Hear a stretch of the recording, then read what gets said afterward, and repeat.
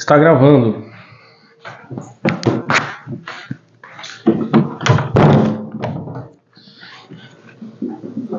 Bora lá, meu povo, sejam todos muito bem-vindos. Eu me chamo Leandro, sou psicólogo clínico, certo? Esse aqui é o segundo vídeo de uma série de vídeos que eu estarei fazendo a respeito deste livro aqui, da psicóloga Leiliane Rocha, sobre como falar sobre sexualidade com as crianças. Esse aqui é o segundo vídeo, então se você não viu o primeiro, por favor, para esse vídeo aqui, pausa, abre outro vídeo, assiste ele, porque nele eu acredito que estão respondidas algumas das dúvidas que são um substrato para que você tenha condição de entender a profundidade dos vídeos sequentes. Quando a gente fala sobre sexualidade, para a gente ter uma visão mais realista sobre como funcionam as coisas, sem ter essa distorção que a sociedade impõe a respeito deste tema, certo? Então bora lá, indo para o capítulo propriamente dito. Hoje a gente vai partir do capítulo 3, né, que fala sobre o desenvolvimento da sexualidade da criança. Então a autora ela divide essas etapas do desenvolvimento, né, por períodos de idade ali, começando do 0 aos 2 anos, que é o primeiro estágio, a primeira fase. Então a autora ela caracteriza que já dentro do ventre materno a criança ela começa a desenvolver aspectos relacionados à sua afetividade, à sua sexualidade, conforme ela responde aos estímulos sensoriais que ela recebe da mãe falando com ela, dela tentando ajeitar uma posição mais confortável dentro da barriga da mãe, certo? E ao estabelecer uma comunicação afetuosa com essa criança, com o bebê, a mãe ela transmite informações químicas para essa criança ela vai se sentir amada, certo? E isso é um dos pilares da educação sexual. A criança ela sentia confiança, ela sentia segurança para que ela tenha um desenvolvimento de uma forma emocionalmente saudável. E já dentro inclusive desse período de gestação, é possível que a família já estabeleça um diálogo com os membros da família a respeito daquilo que é permitido, daquilo que não é permitido, né? Conforme as situações vão se desenrolando, chega aquele tio com a cabeça no mundo da lua e tece alguns comentários inadequados a respeito da criança. Então, desde já, a família já pode fazer esse trabalho de impor um limite sobre quais tipos de brincadeira será permitido para aquele ambiente, para a tua família, porque aquilo vai constituir os valores que são as bases da sua família e que o indivíduo vai levar para a vida dele. Isso, inclusive, vai ser algo que vai permear as relações desse indivíduo com outros indivíduos em momentos posteriores, certo? E após o nascimento, a boca da criança ela é uma região que gera prazer. Ela não só gera prazer, como gera alívio da fome, do desconforto do estômago quando a criança precisa se alimentar. Então, através da alimentação, a criança ela tem essa sensação de bem-estar, de segurança, certo? E isso constitui as bases e os fundamentos para a afetividade posterior dessa criança. E quando a criança mama no peito ou ela faz o uso de chupeta, o desmame ele jamais deve acontecer de forma abrupta, justamente porque a criança ela já está habituada com o ambiente e ter a quebra desse ambiente faz com que essa criança se sinta extremamente insegura. E o que pode acontecer neste momento? A criança passar a chorar cada vez mais. E entra aqui um ponto extremamente importante, é que a gente nunca pode negar afeto, carinho e proteção para uma criança. Em alguns casos, dependendo do tempo que você deixa essa criança chorando, isso pode configurar inclusive abandono, né, por lei, e também do ponto de vista daquela criança, ela pode sentir-se subjetivamente abandonada pelos pais. E isso, obviamente, vai ter um desempenho na autoestima dessa criança em um momento posterior, porque se ela se sente abandonada, ela vai sentir que em um momento onde ela precisa de maior apoio das pessoas, ela não vai ter com quem contar, certo? Então, por isso que a gente sempre precisa buscar confortar as crianças e entender, validar os sentimentos dela. Não é porque são crianças que o que elas sentem não é algo importante, porque elas não conseguem verbalizar. Na verdade, elas vão aprender a como verbalizar com base naquilo que o adulto ensina para ela, porque o adulto é o modelo, o adulto é a referência para essa criança, certo? Então não tenha medo de dar colo para as crianças, em resumo, certo? E agora a gente vai para a segunda fase do desenvolvimento, que é a partir dos 2 aos 4 anos. E justamente nessa fase, que a criança ela apresenta o cocô dela como uma obra de arte, né? Como um presente que ela dá para os pais. É algo bom que a criança produz. Então, nesse sentido, se a gente trata essa temática com a criança, do cocô como algo nojento, por exemplo, na hora de trocar a fralda, Eca, você está suja.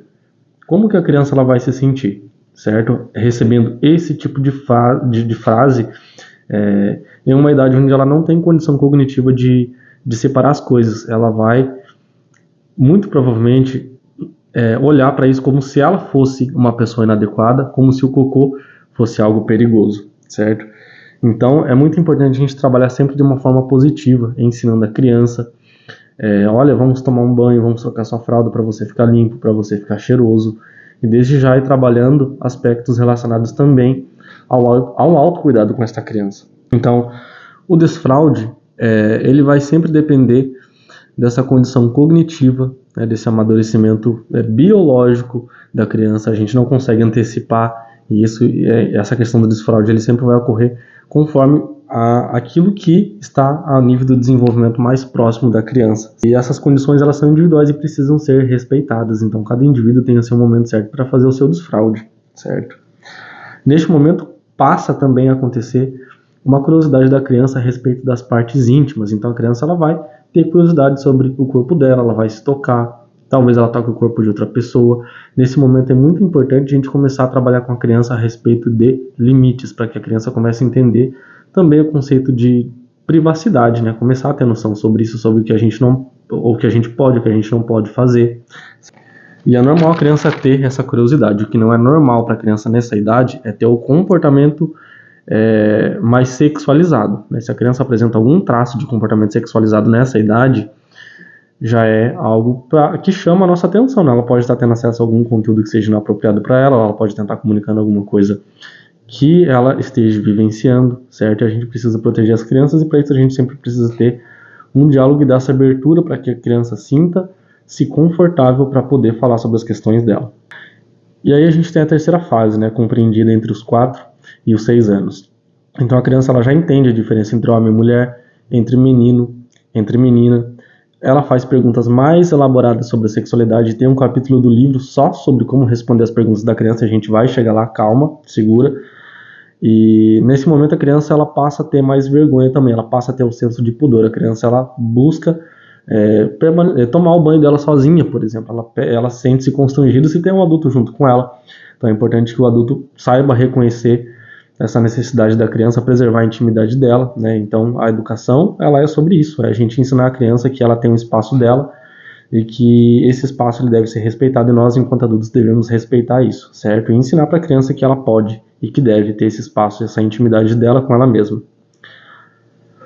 Agora na quarta fase, entre os 7 e os 10 anos, né, os meninos e as meninas eles formam grupos, né, cada um dentro do seu grupo. Os meninos eles tentam provar-se quem é o mais forte, entra a questão da competição, e as meninas tentam provar que são mais inteligentes que os meninos também, inclusive. Então eles buscam pessoas com as quais eles se identificam, né, como um professor, como um influenciador digital, E nesse sentido, vale destacar que os pais eles precisam prestar atenção em quais são as referências, quais conteúdos as crianças estão consumindo, para que essas crianças sejam bem acompanhadas e não consumam conteúdos de qualidade duvidosas, conteúdos que são inapropriados para a idade delas. A internet é mar de ninguém.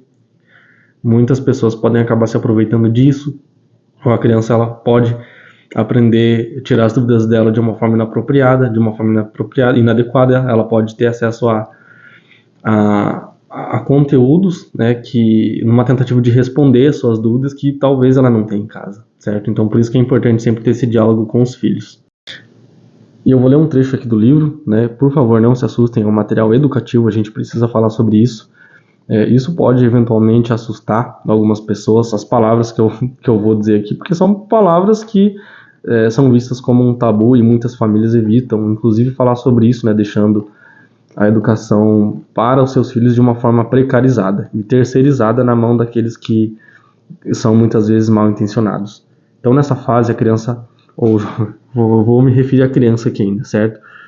Ainda eles passam a ter mais curiosidades a respeito do namoro. E quais são os principais temas que são interesse, né, desses indivíduos? Geralmente sobre sexo oral, anal, métodos contraceptivos, relacionamento, LGBTQIA+, menstruação, masturbação, idade certa ou para começar a namorar, sobre relacionamentos entre adolescentes e pessoas mais velhas, sobre gravidez, sobre conflitos familiares, sobre seus estados emocionais, como ansiedade, depressão, pensamento suicida, desejo de sair de casa, séries, músicas, danças, jogos que estão em alta, além de assuntos e tendências das redes sociais que fazem parte do mundo delas. Esse aqui é um trecho do livro do 3º capítulo, eu não vou me recordar aqui qual página que está, mas é no 3º capítulo, certo? E muitos pais, eles enxergam os filhos como inocentes, né? Como pessoas que não sabem sobre esse tema justamente porque eles não falam. Mas se esses indivíduos não falam, já sinaliza uma coisa muito importante pra gente, que esses indivíduos não confiam nos pais para falar abertamente sobre esses temas. Eles subentendem que esse é um tema tabu e que não deve ser discutido dentro de casa. Então a orientação que eu faço para vocês é: não deixem o filho de vocês desamparados. Sentem, conversem com eles, tragam informações para eles. Coloque-se de forma aberta para receber aquilo que aquele ser humano está vivenciando, aquilo que aquele ser humaninho está experienciando.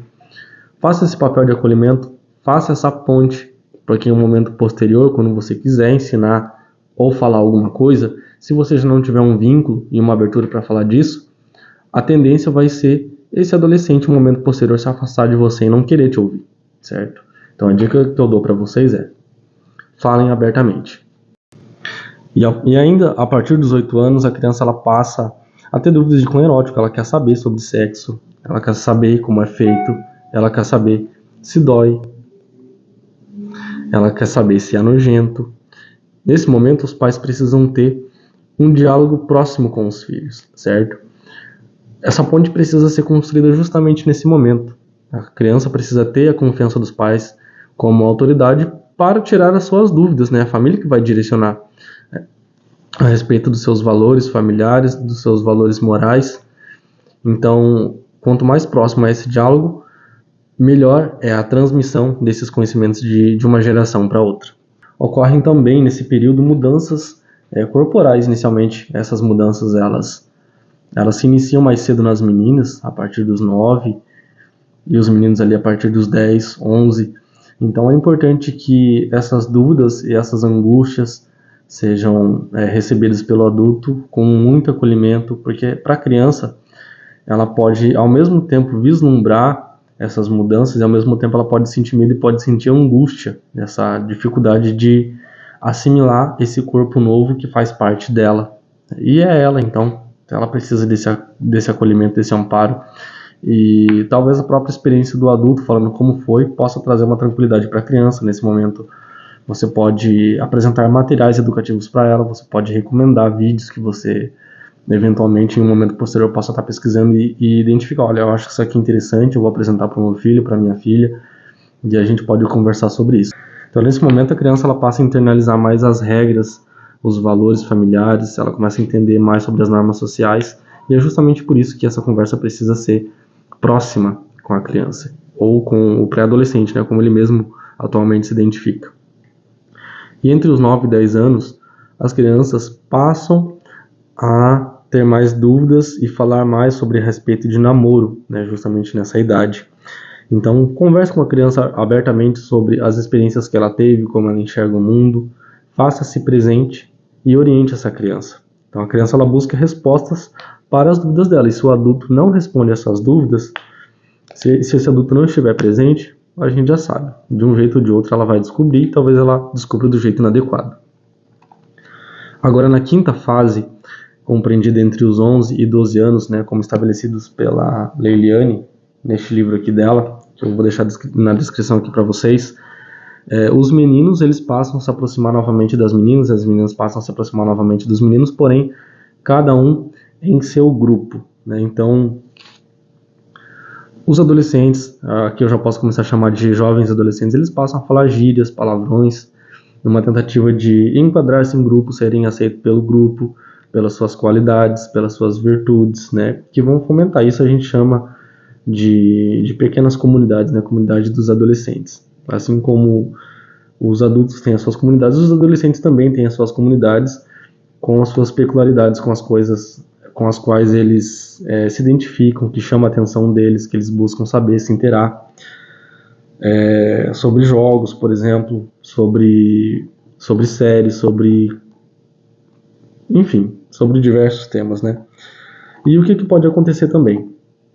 Há uma busca maior por atividades que necessitem e que demandem uma habilidade maior do indivíduo, né? Como, por exemplo, jogos online, né? Vou citar aqui como exemplo, ou participar de alguma atividade física que envolva competição. E no caso de por exemplo, jogos online, é interessante que isso seja supervisionado pelo adulto, até mesmo porque muitos jogos eles têm um cunho muito erótico, né? Tem aspectos relacionados ao eroticismo e à violência, certo? E existem jogos, situações que são mais adequadas para o contexto desse ser humano que está em desenvolvimento do que uma violência gratuita. E ainda nessa fase, muitas crianças, jovens, pré-adolescentes, né, vamos colocar, eles já não querem mais ser bebê, né?